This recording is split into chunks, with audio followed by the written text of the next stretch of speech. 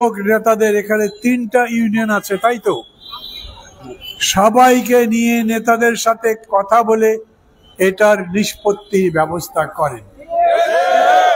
রাজনৈতিক নেতাদের সাথে যদি লাগাতার 4 দিন ধরে বসতে পারেন, তাহলে শিক্ষক নেতাদের সাথে 4 ঘন্টা বসতে পারবেন না। আর শিক্ষক নেতাদের সঙ্গে যদি না বসেন, তাদের সাথে কথা না বলেন, তাদের দাবির, তাদের সমস্যার নিষ্পত্তি না করেন, তাহলে ভালো শিক্ষা, এই যে সংস্কারের কথা বলছেন, নতুন বাংলাদেশ গড়বার কথা বলছেন, দেশ বদলে দেবার কথা বলছেন, তার একটাও হবে না। আমাদের কাছে ভালো লাগার বিষয়, বিশ্ববরেণ্য ব্যক্তিত্ব প্রফেসর ডক্টর মোহাম্মদ ইউনূস এখন আমাদের দেশ পরিচালনা করছেন।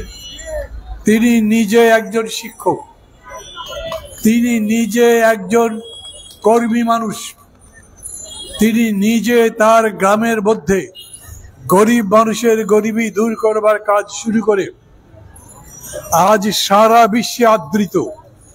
অথচ এই শিক্ষকরা তাকে শ্রদ্ধা জানাতে পারবে না, এই রকম পরিস্থিতি তো আমরা চাইতে পারি না।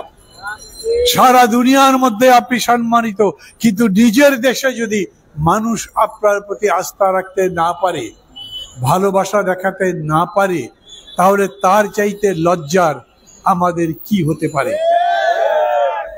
অতএব আমি ব্যক্তিগতভাবেও প্রফেসর ইউনূসের কাছে, এই উপদেষ্টা পরিষদের মধ্যে অনেক শিক্ষক আছেন, প্রফেসর আসিফ নজরুল বলেন, প্রফেসর আবরার বলেন, প্রফেসর ওয়াহিদুদ্দিন মাহমুদের কথা বলেন, আরো অনেকের নাম বলা যাবে।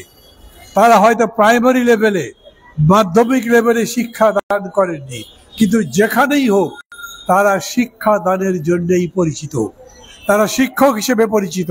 তারা এই শিক্ষকের সাথে ঐক্যবদ্ধ থাকতে পারবেন না কেন? ধরেন, আজ যদি আসিফ নজরুল উপদেষ্টা না হতেন, আজ যদি সিআর আব্বার উপদেষ্টা না হতেন, এই আন্দোলন করে আপনারা যদি তাদের কাছে যেতেন, তারাও হয়তো এই সমাবেশে এসে আপনাদের পক্ষে বক্তৃতা করতে পারতেন।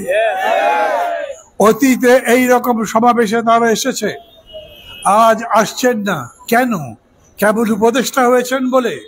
মানে উপদেষ্টা কেবল ওই ক্ষমতার এয়ার কন্ডিশন ঘরের মধ্যে থাকতে পারবেন, আর মেহনতি মানুষের সংগ্রামের মধ্যে থাকতে পারবেন না? যদি ওই এয়ার কন্ডিশন ঘর থেকে বেরিয়ে এই প্রেস ক্লাবে জনতার সাথে একাত্ম হওয়ার ক্ষেত্রে আপনাদের কোনো বাধা থাকে, তাহলে ওইখানে থেকে এই আন্দোলনকে সমর্থন করেন, এটা আমাদের দাবি। আমরা মনে করি বাংলাদেশকে যদি বদলাতে হয়, তাহলে শিক্ষকদের বদলাতে হবে। আমরা মনে করি বাংলাদেশকে যদি বদলাতে হয়, তাহলে শিক্ষাকে বদলাতে হবে। এমন শিক্ষা দান করতে হবে, এমন শিক্ষা চালু করতে হবে যে শিক্ষা দিয়ে, যে শিক্ষা নিয়ে উভয় প্রকারে শিক্ষক এবং শিক্ষার্থী আনন্দ বোধ করতে পারেন। আমি আমার কথা লম্বা করব না। আমি আপনাদের আজকের কর্মসূচির সাথে যেমন একাত্ম ঘোষণা করছি, আপনাদের এই 11 দফার সাথে একাত্মতা ঘোষণা করছি। আগামী 17 তারিখ থেকে আপনারা যে কর্মসূচি পালন করবেন, তার সাথেও একাত্মতা ঘোষণা করছি। একই সাথে বলি, জাতীয়করণের মূল দাবির ভিত্তিতে এই যে লড়াই আপনারা আবারও এই পর্যায়ে শুরু করছেন, আমরা একটা জোটে আছি, গণতন্ত্র মঞ্চ। আজ বিকেল বেলাও আমাদের বৈঠক আছে, সেইখানে আমি এই কথা বলবো। আমি মনে করি গণতন্ত্র মঞ্চের কোনো নেতা আরো এখানে হয়তো আসবেন, বলবেন আমরা 41টা দল মিলে হাসিনার ফ্যাসিবাদের বিরুদ্ধে একসাথে 15 বছর লড়াই করেছি। সেই 41টা দল আজও আমরা একটা ঐক্যের মধ্যে আছি। এই 41টা দলের কাছেও আমি জাতীয়করণ সহ আপনাদের এই দাবির কথা বলবো এবং সমর্থন দানের জন্য আহ্বান জানাবো। আমি বিশ্বাস করি এই দেশের প্রগতিশীল গণতান্ত্রিক আন্দোলন করছেন যত মানুষ, যত রাজনৈতিক দল, যত সামাজিক সংগঠন, সবাই আপনাদের সাথে একাত্মতা ঘোষণা করবে এবং আন্দোলন আপনাদের সফল হবে। ভালো থাকবেন সবাই। খোদা হাফেজ। ধন্যবাদ। পরিচ্ছন্ন রাজনীতিবিদ, গণতন্ত্র মঞ্চের অন্যতম নেতা, বিগত ফ্যাসিস্ট সরকারের আতঙ্ক, নাগরিক ঐক্যের সংগ্রামী সভাপতি জনাব মাহমুদুর রহমান মান্না তার বক্তব্যে আমাদের জাতীয় আন্দোলন সহ আমাদের দাবির প্রতি একত্রতা প্রকাশ করায় শিক্ষক কর্মচারী ঐক্য দলের পক্ষ থেকে তার প্রতি কৃতজ্ঞতা প্রকাশ হবে। মান্না ভাই এগিয়ে চলো, মান্না ভাই যেখানে, মান্না ভাই এগিয়ে চলো।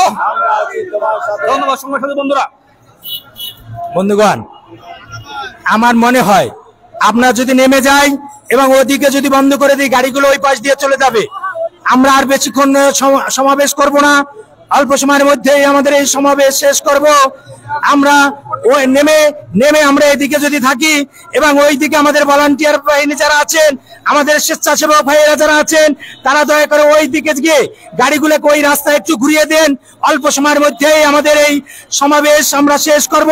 অতএব আপনাদের কাছে আহ্বান, আমাদের যারা ভলান্টিয়ার আছে দয়া করে তারা একটু ওই পাশে গিয়ে গাড়িগুলোকে ওই রাস্তায় ঘুরিয়ে দেন। ধন্যবাদ সবাইকে। এবং যারা উপরে আছেন তারা নেমে আসেন, রাস্তায় নেমে আসেন। সংগ্রামী সাথী বন্ধুরা, আমাদের সভাপতি মহোদয় যে নির্দেশ দিয়েছেন, যে অনুরোধ করেছেন, আমরা অবশ্যই শৃঙ্খলা বজায় রাখবো। এই পর্যন্ত বক্তব্য রাখবেন বাংলাদেশ শিক্ষক সমিতি কেন্দ্রীয় কমিটির অন্যতম জয়েন্ট সেক্রেটারি, বাংলাদেশ শিক্ষক সমিতি ময়মনসিংহ জেলার সংগ্রামী সাধারণ সম্পাদক জনাব মোহাম্মদ আনোয়ার হোসেন। এখন বক্তব্য রাখবেন জনাব মোহাম্মদ আনোয়ার হোসেন।